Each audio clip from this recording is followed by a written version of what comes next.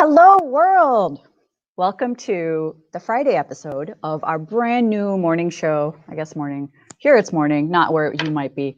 That streams all over the world, focusing all about the coolest tech from Microsoft and from other places as well. Your Friday host, one of them, will be me, Donna Sarkar, and joining me is the amazing Matt Sokup. Hi, Donna. How are you? Awesome. How are you? I'm doing super great. And we're both here at Channel 9 and beautiful Microsoft campus. It's so good to be, well, kind of back. We made a special trip over here. And we are social distancing in different rooms. Yes, we are. Yes, we are. So, speaking of social distancing, Matt, do you know what next week is? National Peanut Butter Lovers Day. That's one of the things. But in fact, it's also Ignite. Ignite. Oh my gosh, Ignite. And you know what? Ignite is one of the best events of the whole year we put on at Microsoft because it caters to our amazing IT professional, DevOps, developer friends all over the world. And thanks to it being virtual, we're able to reach people in every country in their specific time zone. What are you looking forward to at Ignite? There's so many great sessions that go on, but I personally am a hands-on learner. I mean, I like to type while I learn and like have that interactive experience. So we have this new thing called like Learn Live Sessions. And what you can do is you can go through and talk with our subject matter experts. So the people at Microsoft who are doing the products, and you can actually, essentially, you're sitting with them and you're learning from them as they go through the products. And so like there's these, we have Microsoft Learn, Donna, and I'm sure you're well aware of that because you help out with it all the time. And it's like these free online self-paced tutorials. And so you sit with the Microsoft subject matter experts and these Learn Live sessions and you walk through these modules live, and it's super cool. And that's what I'm looking forward to the most, is going through that.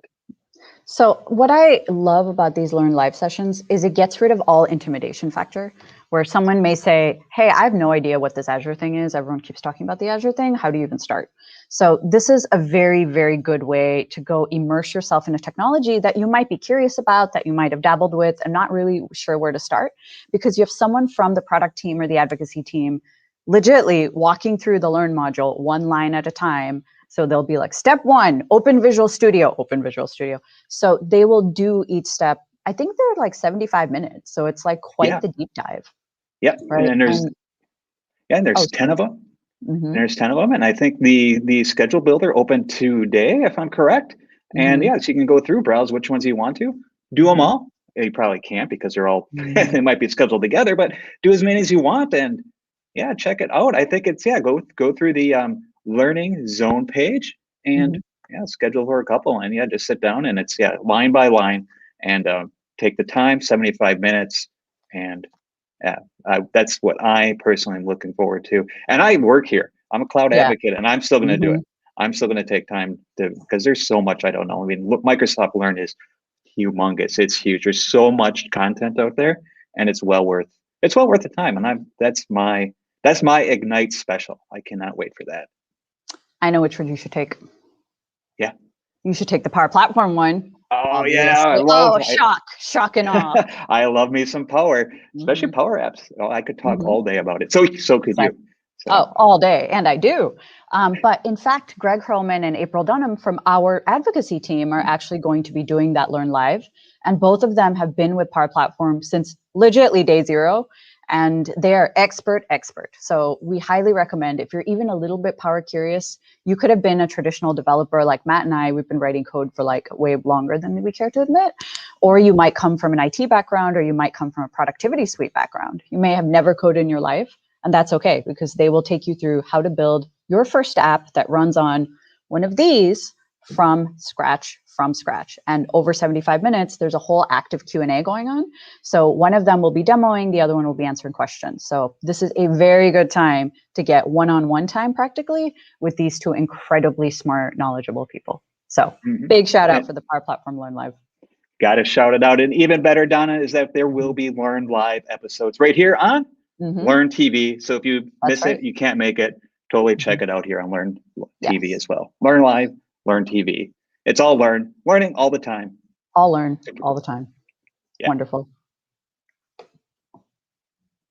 Okay, so we can keep on talking for the rest of our lives, but in fact, we have a jam-packed show today. I don't know if you saw the agenda because we're really good at rehearsing, but coming up is Betsy Weber, our amazing friend who leads MVP communities all over the world, talking with one of our incredible Power Platform MVPs, Mary Thompson. Then we've got Scott Stanfield, who's going to share why blue LEDs changed the world. Mm-hmm. Our very own Scott Hanselman talking about new faces and new voices in the world of technology. And of course, we've got the infamous Diego Oswald. So that's what we've got coming up next. Stay tuned.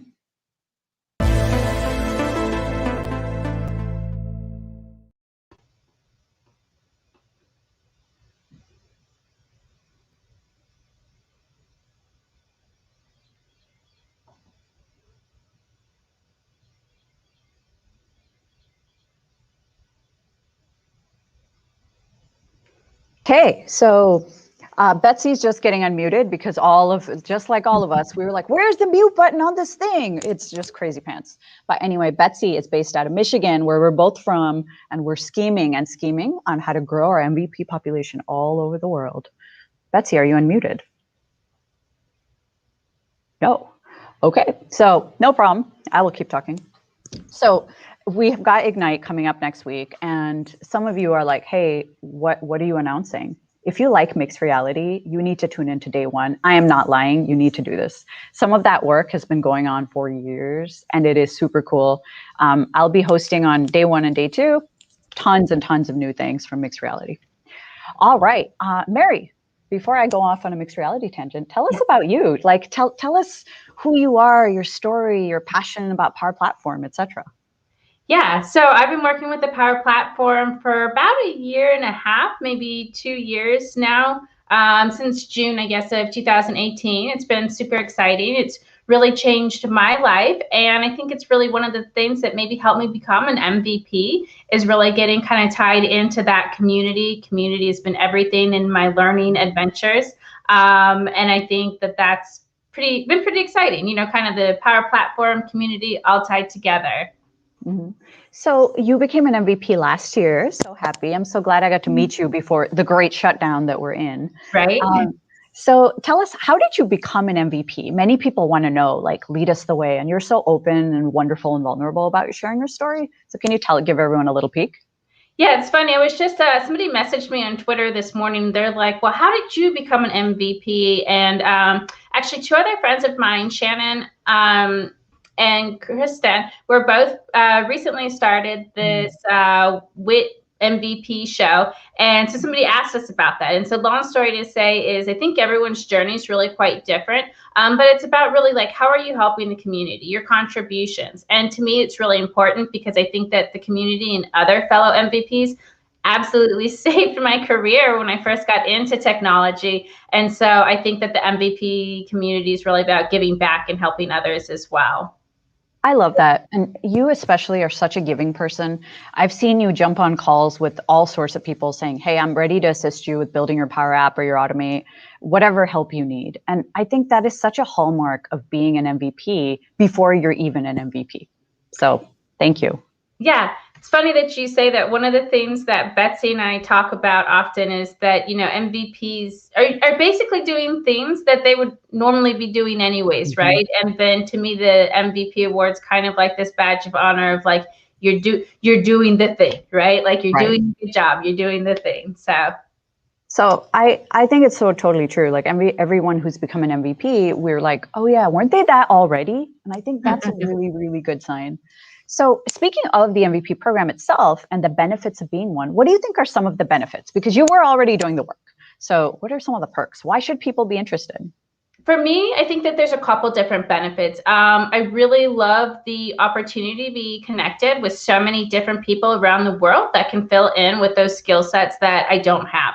I do a lot of work in my local community, and guess what? I don't know it all, but I need other people that do. So I love having access to that community.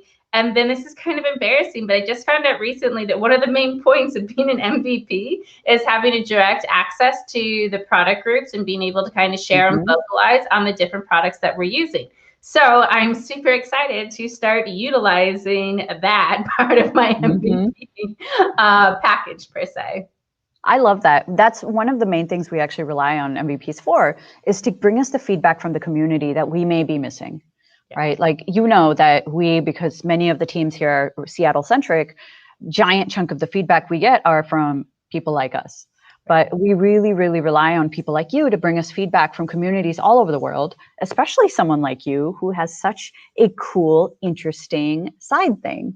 Can you tell us about your personal mission called WorldMax? I'd love to hear about it. Yes, I'm always super excited to share about it. It came across after going to an App in a Day class. And basically, I'm on a world mission to empower as many people as possible to reach their maximum potential using the Power Platform. So it's like when you have like exponentials, right? So if you take something to an exponential power, it grows that much quicker. And that's the same thing when you add the Power Platform to anything. So I'm just here to share the platform and share the knowledge and help encourage others that maybe don't think that they're capable. Mary, you are such a gem, because you've been in this position before, where you come from very challenging background. You've overcome some extraordinary things. If you don't know Mary's story, you should go look it up, and you should tune into Ignite, because she's spoken at many of our Ignite and Build conferences, and her story of being a single mom to, you know, really struggling to survive with her child to becoming one of the leaders in the Power Platform space is just extraordinary. And I just adore your story, and I adore you and your work so very much. Thanks for having me here today, Donna. Thank you so much. All right, now we're going to head to Scott Stanfield and my lovely co-host Matt to talk about why blue lights change.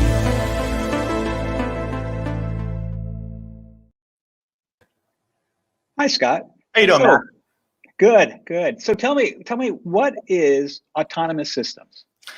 Well, number one, it's a word that I'm frequently misspell, the word autonomous. It feels like it has too many O's at any given time, but it's essentially controlling or teaching machines with AI.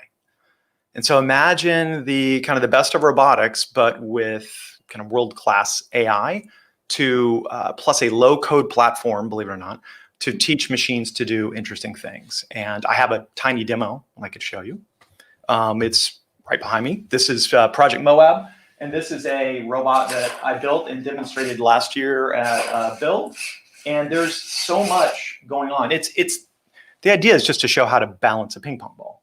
And but as a robot though, I've never done hardware myself. And I come into this role at Microsoft with a chance to take kind of a software view eyes into robotics. And I can tell you, there's a reason why it's called hardware. It's got the 4-letter word built into it. And I've learned so much. And that's why I wanted to build the show 24 Hertz to share that experience. Well, that's cool. I mean, that's super cool. And that balancing a ping pong ball, yeah. I mean, that's even more difficult than it is to say. So that is really cool. And you kind of got into it. I mean, tell me a little bit more about 24 Hertz. Why did you necessarily pick that name? It's a good story. The number 24 kept coming up. For one thing, we came up with literally 24 different topics around Moab, and we'll be going into some of those later. But I realized, so I've had a distinct passion around film, and it's kind of led to one of the reasons why I have, these interesting cameras. I have some cinema cameras and some background, but there's, I realized this kind of touchstone around the idea of in something I didn't realize as a programmer, but the inherent engineering trade-offs that are visible in every engineering project. And I'll never forget when I had to pick the motors for Moab, would be to buy 1,500 motors was a very big decision. And I sat down with a real electrical engineer. She said, Scott, we're going to go through an exercise where you have to commit. And in our world of software, we can just scale up, scale down, change the back-end architecture. No one sees. But she asked me, do you want them to be quiet? Do you want them to be fast? Do you want them to be cheap? And I'm like, yes, all of them. Why not all? And engineering doesn't work that way. Film doesn't work that way. There is a story around 24 frames per second. We are looking at 30 frames per second right now. Everything that we see is is captured 30 times per second or 30 hertz and compressed on my computer and sent to you. But the world of film is different. It's 24. And if you go back to, well, the very first talking picture was released by Warner Brothers. It's a good Trivial Pursuit question. And it's called The Jazz Singer. And a lot of people think of it as that's the first film where you had audio. But more importantly, it's standardized 24 frames per second. So think about when you would now see old film, like really old archival film, that people walk really fast or look really slow. And that's because they used to hand crank these films. So how do you consistently crank the film and expose each cell at the same time, especially when it's variable and you didn't know how it was going to be played back? So the Jazz Singer standardized that in order to keep the cost of film low. Like, what's the least amount of money you can spend on film, yet still get persistence of vision, which is motion blur, which is why films look cinematic. You and I don't look cinematic for probably about 19 reasons. But a true film looks cinematic partly because of this classic engineering challenge, which we're all facing now in the pandemic, and is how to get good lighting with gear at home. And so I have these studio lights here, but because we're limited to 24 frames, or in this case 30, how do we get good light? Now we have, we're probably all using LEDs right now. In fact, you're looking at some LEDs as we speak.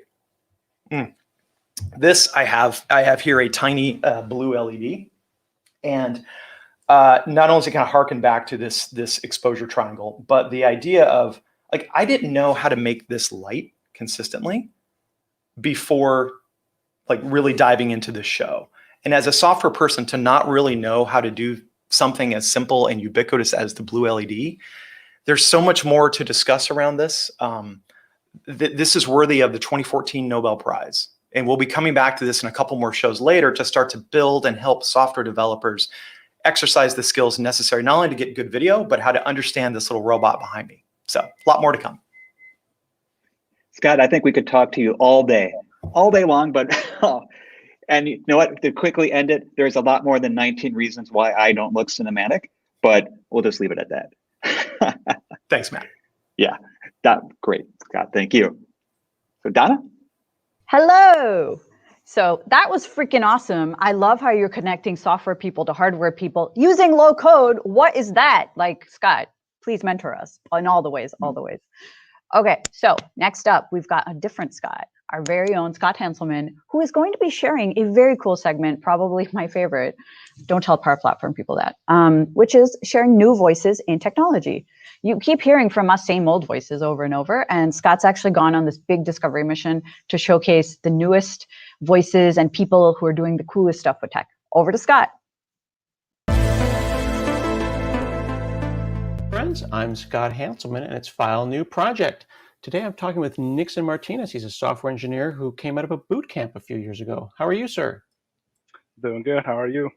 I'm very well. I'm glad to be talking with you today. Maybe you can tell me about your background. Yes. So I pretty much grew up in Bronx, New York. I'm actually Honduran born. Came in as an immigrant when I was 10 years old. I was very involved in extracurricular activities. Got quickly involved in robotics and programming. So I went to college. I got my computer information systems degree. And then after that, I struggled getting into the tech industry. But I think 2 years later, got into a boot camp. And then a year later after that, I'm at Microsoft. So life has been going crazy, but I like it. That's great. One of the things that struck me about you was that I would see you at trainings and meetups and conferences and stuff. Like, there are people who are studying at home, but you were really studying out in the world. You were everywhere. I was always bumping into you. Yes. When I went from New York, right, and I moved to Portland in order for me to go to this boot camp, and there I met a lot of people who were very immersed in the tech industry, and they saw how much I was grinding and doing my thing with computing and how passionate I was about it. So they started telling me about, go to this conference or go to this thing, and those opportunities there to just see what Microsoft is doing, it was something that I was like, I always went. Was that intuitive for you to do that? Because some people find it hard to go and talk to people, and they prefer to study more kind of quietly by themselves. That is true. But you know what's funny? I do remember one professor in college who told me, everything is all about how bad you want it.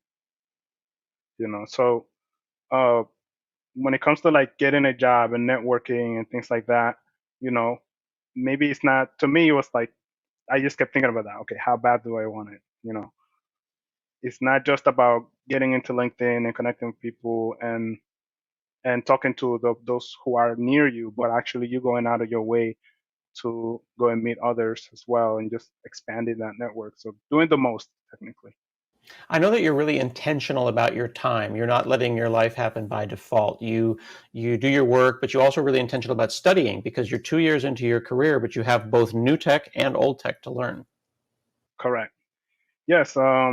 It's a lot of things that I like to go over in the weekend, because once I got into my team here at Microsoft, I needed to learn so many of the services, and there's a lot of catch up that I have to do, like on other technologies, and I take the weekends to learn about dependency injection, or how can I use classes better, how can I structure design patterns and things like that.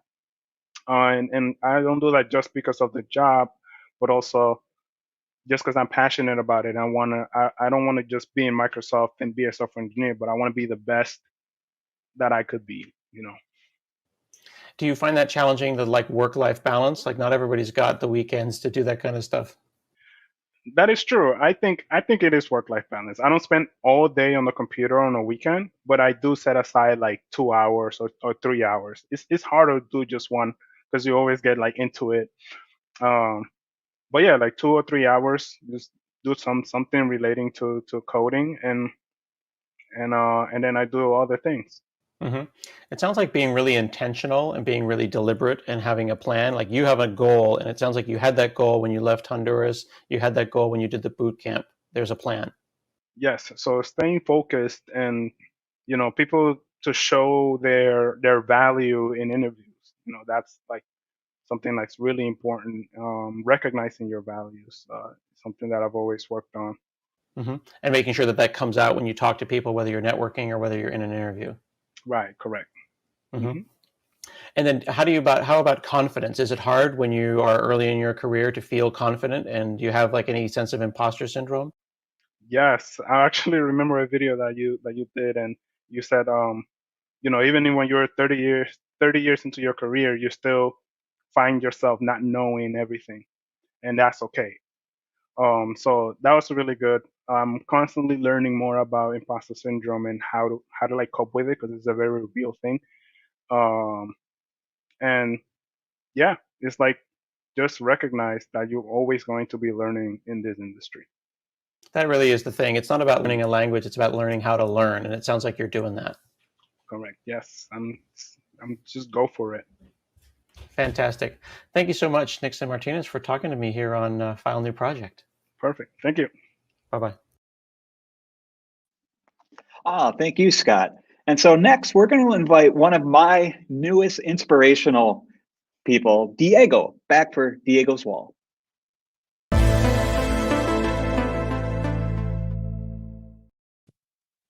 Thank you, Matt. Thank you, Donna. And hello, world. This is Diego, broadcasting live from Seattle, Washington, the Microsoft headquarters. I am here in my office. Diego, how are you this morning? So remind us who you are and why you're here today.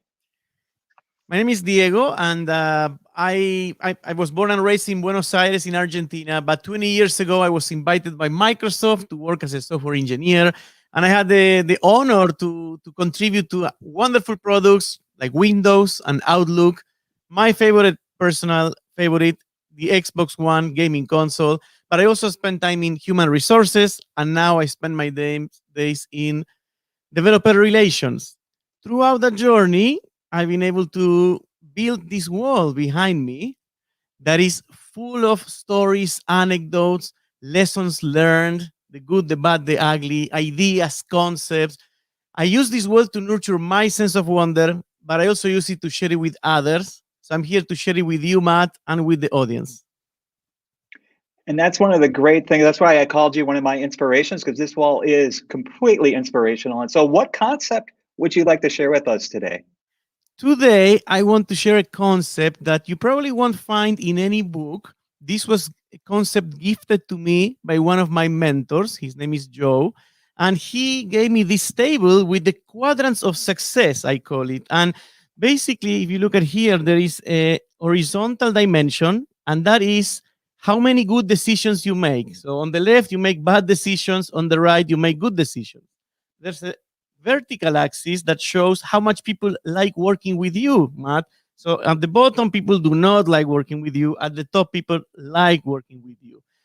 And basically, so here is the worst quadrant, right? This is you make bad decisions and people do not like working with you. That's failure. But look at this quadrant. Here, you make a lot of good decisions. That's great. But people do not like working with you. And that is failure because at Microsoft, when you're doing big things like the Xbox console, like Ignite, all these billion people impact projects, you need to work as a team. People need to like you, otherwise you won't be able to influence good outcomes. Now, this quadrant is interesting because here, people do like working with you, but you make bad decisions. So not only this is failure, but this is very dangerous because you could take the team down to a wrong path. So truly the only success for a company like Microsoft, if you're in the tech industry, is to make a lot of good decisions, but at the same time have people like working with you. That is truly the only success metric. I would argue that that's the only success metric really for life in general. So would you have any call to actions for our viewers today based off of that? I was thinking this morning, how do you actually accomplish this? How do you make a lot of good decisions and have people like working with you? And it's counterintuitive because initially one would think, well, to make good decisions, I need to learn a lot about the industry, about my company. And to have people like me, I have to learn a lot about them, how to treat them. But the truth is that the best way to make better decisions and to have people like working with you is to know yourself, to get an emotional education. This is something we don't get at school. We don't get sometimes in our families. And today, so I want to recommend this book. It's called The School of Life, An Emotional Education by my favorite philosopher, Alain de Botton. Please check it out. Let me know what you think. It has helped me understand myself better. Matt, we are very complex machines, Homo sapiens. And, there's a lot going on. And we bring all our personality, our baggage, our histories, and projecting onto the office, onto the other people. So understanding ourselves is the gateway to making better decisions and have other people like working with us, which is truly the only way to succeed at a company like Microsoft. So hope that people check it out, and I will have more for you next Monday. Awesome. Thank you very much, Diego. I know that book will be in the show notes, so if people want to check it out, I think they definitely should. Donna, what did you think about the show, Hello World, the last show of the first week? I thought it was amazing. You know what? My mind is blown. I learned so many things in the last 25 minutes. Like, whoa, I didn't know that. Whoa, I didn't know that. Usually I'm like a huge know-it-all, knows everything, but wow. I did not know about that book. I didn't know about the blue light thing. I didn't know that there's a low-code tool to connect software and hardware together. I didn't know about this wonderful young man who works in our company from Honduras. And, I also didn't know we had 10 Learn Live sessions. I probably should know that information by now. What about you? What did you think? Like, was this exciting? Would you do this again? It went too fast. I thought it was great. And I can't wait till next week. Mm-hmm. So, I hope all our viewers enjoyed it as well. There's so many interesting people involved in it. So, by the way, you know why all y'all should come back next week? Because it's going to be Ignite recap time. So we're not just going to tell you what you saw, but we're going to tell you what you didn't see. All the super secret stuff that went on behind the stage and all the lines that Seth and I messed up. It's going to be amazing. So tune in next Friday, same time, same place. Matt and I talking about Ignite and all the things. See you next week. Hello, world.